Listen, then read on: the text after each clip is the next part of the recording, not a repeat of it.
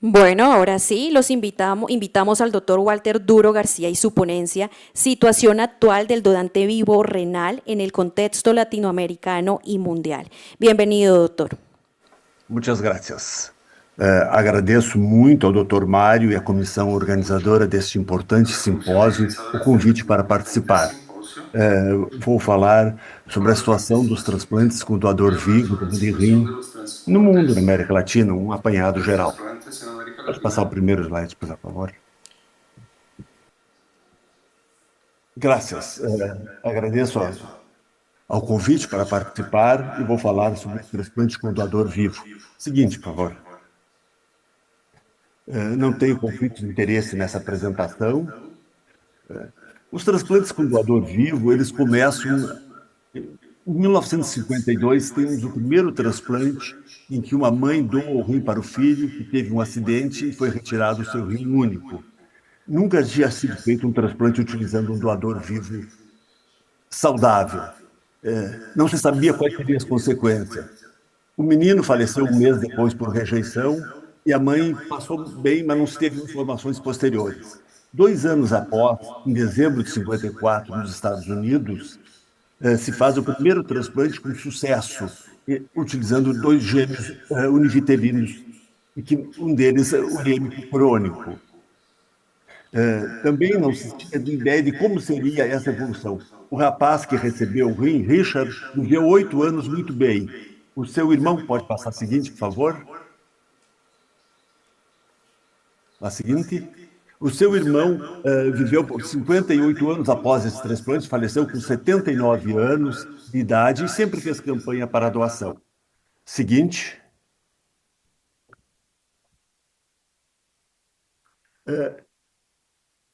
A discussão que se tem sobre esse tema é se isso é ético submeter uma pessoa a um procedimento desse, considerado como uma mutilação. Depois de muitos estudos, a conclusão é que ele não viola a regra de não danificar, de não prejudicar. E a ética é juridicamente justificável. E se justifica se utilizar esse doador vivo, porque é uma expressão da autonomia individual. Seguinte. E após mais de 70 anos e milhares de transplantes realizados, ainda se pergunta, esse transplante de rim com doador vivo, ele tem riscos? Existem alternativas? Deve fazer-se como último recurso ou deve ser ampliado, buscando novas fronteiras para esse tipo de transplante? Seguinte. Para responder a esta pergunta, devemos analisar os benefícios e os riscos para o doador, para o receptor e para a sociedade. Seguinte. Os benefícios para o receptor, nós temos um número insuficiente de doadores falecidos. Nós temos melhores resultados que com os doadores falecidos e temos um menor tempo de espera. O benefício para a sociedade, que fizermos os transplantes com doador vivo, essas pessoas estarão menos tempo em diálise e terão um menor custo financeiro para a sociedade, que é um procedimento caro, a diálise. Haverá um benefício também teórico para o doador, que é o aumento da autoestima e a sua valorização no ambiente familiar, porque é um herói, salvou um familiar. Mas pode passar o seguinte... Temos alguns riscos precoces e tardios. O principal risco precoce é o risco de morte, que até alguns anos atrás era em torno de 3 mortes por cada 10.000 nefrectomias de doador. A partir de 2013, no estudo americano, até 2022, mostrou que esse risco caiu de 1 para 10.000. É um risco muito pequeno, mas existente. Também tem risco de complicações graves, menos de 1%, como embolia pulmonar, infecção profunda, hemorragia, acidente anestésico. E tem algumas complicações leves que ocorrem até 10% dos casos. Atelectasia pulmonar, pneumotórax, pneumonia, infecção urinária e trombose em membros inferiores. E alguns riscos tardios. Depois de uma década da doação, eles podem ter um aumento da pressão, uma diminuição da função renal, um aumento leve da proteinúria. Mas não se sabe ainda com certeza se a doação aumenta de forma importante ou significativa o risco de hipertensão, de insuficiência renal, de doença cardiovascular e mesmo de morte. Pode passar o seguinte. Em relação à liberação dos transplantes com doador vivo, nós podemos ter uma liberalização nos critérios clínicos, nos critérios imunológicos e no tipo de doador. Em relação aos critérios clínicos, se utiliza doadores muito idosos, obesos, com doença fibromuscular, com cálculo renal, carcinoma, função renal anormal, doença familiar, proteinúria, hematúria e sorologia positiva para HIV. Em relação aos critérios imunológicos, se liberaliza utilizando os transplantes ABO incompatíveis, a prova cruzada positiva, e em relação ao tipo de doador, se usa doação recompensada, intercâmbio de doadores, doação a um desconhecido, que pode ser não dirigida ou dirigida, e nós temos alguns limites éticos legais. Nós não podemos utilizar um incapaz como doador. O que é um incapaz? Menor de idade, com deficiência mental, com discernimento reduzido, que está preso. Também não podemos utilizar gestantes, pessoas que têm rim solitário. E temos que ter muito claro, e de acordo com a Organização Mundial de Saúde, quase 10% dos transplantes de rim com doador vivo, que se realizam no mundo, há comércio. E essa realidade é muito triste, é de pobres para rico, do país subdesenvolvido para o país desenvolvido. Seguinte.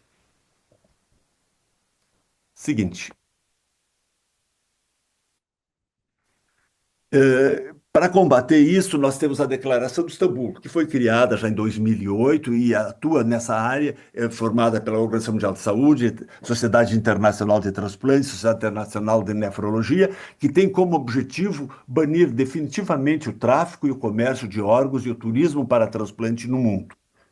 E isso é muito importante que essa organização atue seriamente nesse objetivo. Seguinte.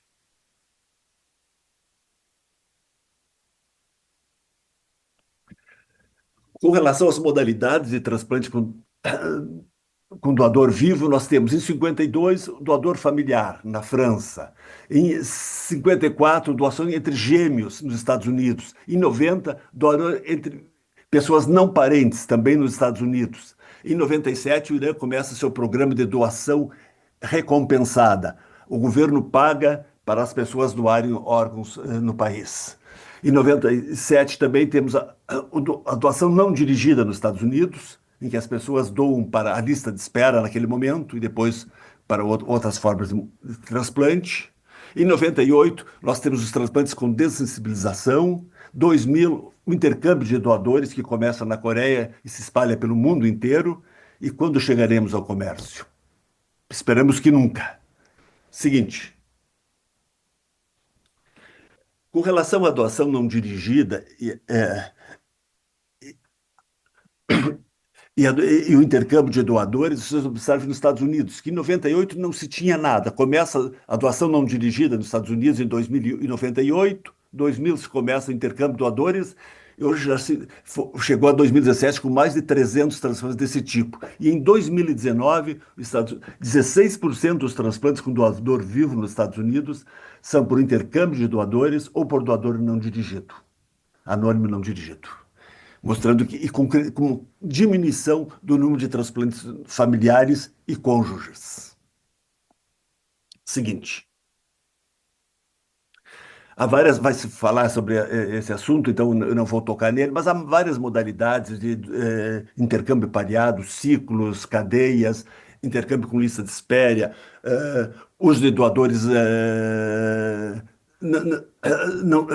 dos doadores compatíveis, associação com dessensibilização, transplante simultâneo, intercâmbio internacional. todos com o objetivo de aumentar esse número de transplantes. O seguinte,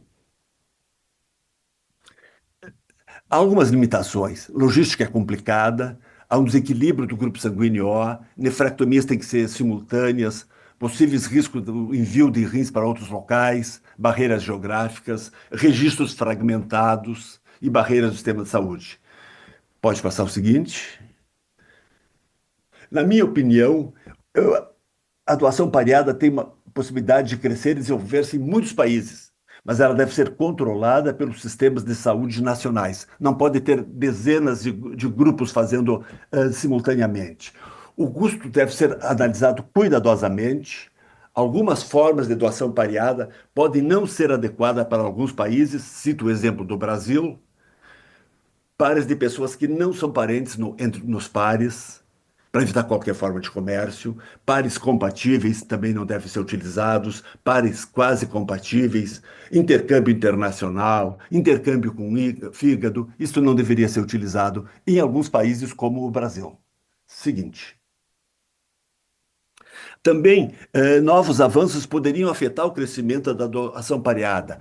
O uso de transplantes com o grupo sanguíneo ABO incompatível, dessensibilizando o rim e não o receptor depois da extirpação, como foi apresentado agora no Congresso de Atenas. Seria um modelo muito interessante para que se pudesse utilizar os ABO incompatíveis sem fazer intercâmbio. Seguinte. Em relação às atividades no mundo, em 2022, foram realizados 102 mil transplantes no mundo, 39%, quase 40 mil, com doadores vivos. Isso representou 39% dos transplantes renais do mundo. E houve um aumento de 9% em relação ao ano anterior. Seguinte. Em 2023, subiu para 110 mil, houve um aumento de 8% e manteve a proporção de 39% de doadores de transplantes com doadores vivos no mundo. Pode passar o seguinte. E aqui vocês observam o número dos últimos 11 anos, 12 anos de transplantes com doador vivo no mundo. Entre 2011 e 2023, aumentou de 32 mil para 43 mil. 33% de aumento. Isso significa um aumento de 2,7% ao ano. Houve uma queda em 2020, que se recuperou parcialmente em 2021, que foi a influência do Covid-19. Seguinte. Se vocês observarem aqui no relatório do Observatório Global de Doação e Transplante no Mundo, as 6 regiões da OMS observando os transplantes. Vocês observam que na África, com 286 transplantes, todos foram com doadores vivos. Nas Américas, as 3 Américas, com 39 mil transplantes, 24% doador vivo. No Mediterrâneo, com 6 mil transplantes, 75% com doador vivo. A Europa, com 25 mil transplantes, 32% com doador vivo. No Sudeste da Ásia, com 12 mil transplantes, 84% com doador vivo. E no Oeste do Pacífico, com 18 mil transplantes, 1/3 deles com doador vivo. Mostrando que é uma disparidade muito grande no número de transplantes e principalmente no tipo de doador. Seguinte. Próximo.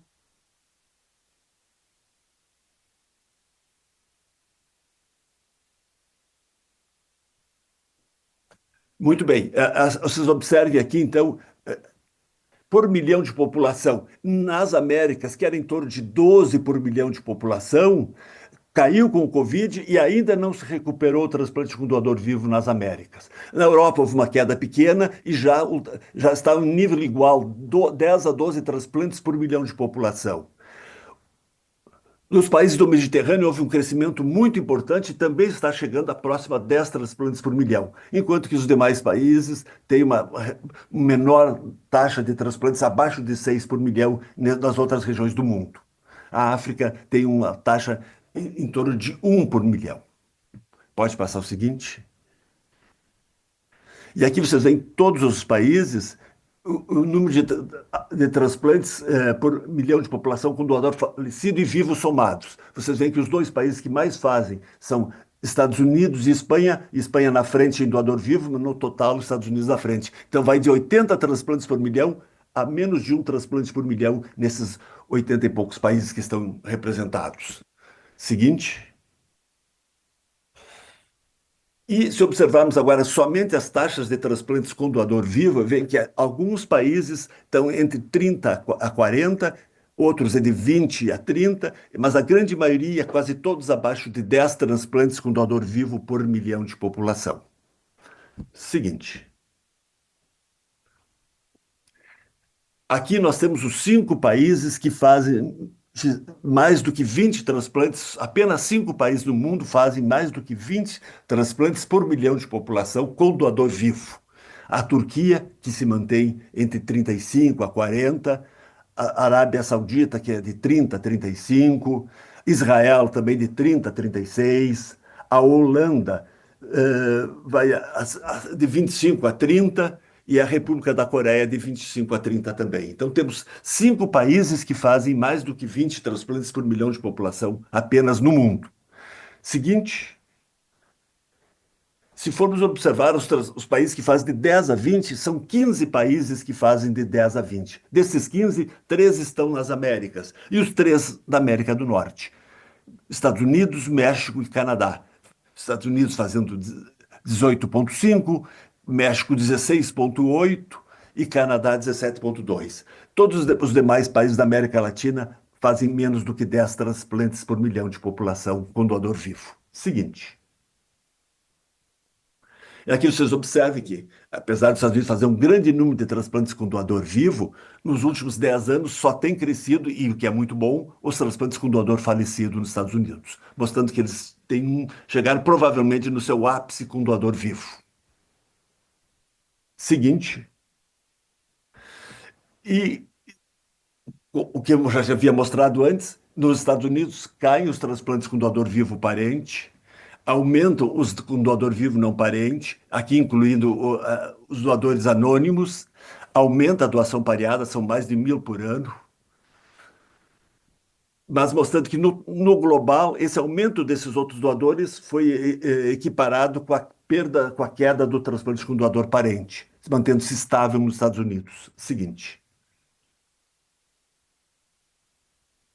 Na América Latina, em 2023, segundo o Observatório Global, foram realizados 13 mil transplantes renais. 30% deles com doador vivo. Seguinte. De acordo com o nosso registro latino-americano de transplante, nós já realizamos, desde o início na América Latina, 300 mil transplantes renais, somando vivo e falecido. Seguinte. Por ano, nós chegamos a 13.144 agora em 2013, que foi um pouquinho menos de 2019, quando começou a epidemia do Covid. Nós tivemos uma queda muito grande, pela metade quase, em 2020, 21, 22, foi subindo, e agora 23 que a gente está nos aproximando do que estávamos antes da pandemia. A gente via num crescimento muito bom, mas ainda pequeno para as baixas taxas que a América Latina tem de transplante. Mas agora, recém agora, nos recuperamos da Covid. Seguinte. E vocês observam aqui, então, em verde com doador vivo e em azul com doador falecido. No início dos anos 90, a gente fazia quase 80% dos transplantes com doador vivo, depois passou a 50% nos anos 2000, 2010, 43%, e agora em torno de 30% com doador vivo. E com a queda importante que tivemos, tanto com o doador vivo quanto com o falecido, na Covid. Seguinte. Aqui vocês observam em 2023 a taxa de transplantes por milhão de população nos vários países latino-americanos. A maior taxa foi a do Uruguai, com 40 por milhão de população, 80% deles com doador falecido. E depois se segue Argentina, Brasil, México. O México, uma grande proporção de doadores vivos. Os demais países da América Latina, com doador falecido. Alguns países que fazem poucos transplantes, como Bolívia, Venezuela, basicamente transplantes, e a Guatemala, transplantes com doador vivo, e El Salvador. Mas os países que mais fazem transplantes utilizam o doador falecido. Seguinte. Observando só os transplantes com doador vivo na América Latina, vocês veem o México com quase 17 por milhão de população, seguido por El Salvador por 6, 7,3, Costa Rica 6,9, Argentina 6, vocês veem Colômbia aqui com 4,3, vem aqui, como se está fazendo poucos transplantes na América Latina nos últimos anos com doador vivo. Seguinte.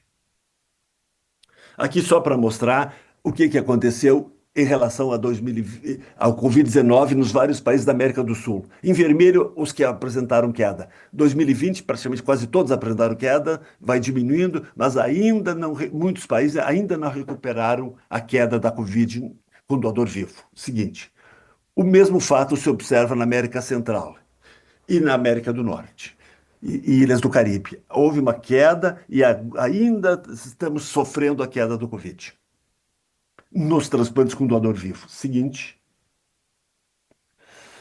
A doação pareada na América Latina começou na Guatemala, um dos relatos que temos foram os primeiros casos, depois Argentina, depois México e Costa Rica. E temos legislação no Peru, Chile e Argentina aprovadas para esse tipo de doação na América Latina. Seguinte. No Brasil, nós chegamos a fazer quase 2.000 transplantes com doador vivo no início dos anos 2000, o que dava 9 por milhão de população, e foi lentamente caindo com o aumento dos transplantes com doador falecido. Em 2019, a gente estava com 5,1. Com o Covid, a gente caiu e ainda não recuperou o que tinha antes da Covid no Brasil. Mas houve uma queda, mesmo antes da Covid, de 50% dos transplantes com doador vivo no Brasil, optando mais por utilizar doador falecido. Seguinte. Então, no Brasil, isso vale para a América Latina. Qual é o cenário para nós com o transplante com doador vivo? Para o Brasil e para a América Latina. Voltar a crescer e chegar a 10, 12, 15 transplantes por milhão, como tem o México, estabilizar em 5 a 7,5, ou seguir diminuindo a menos de 5.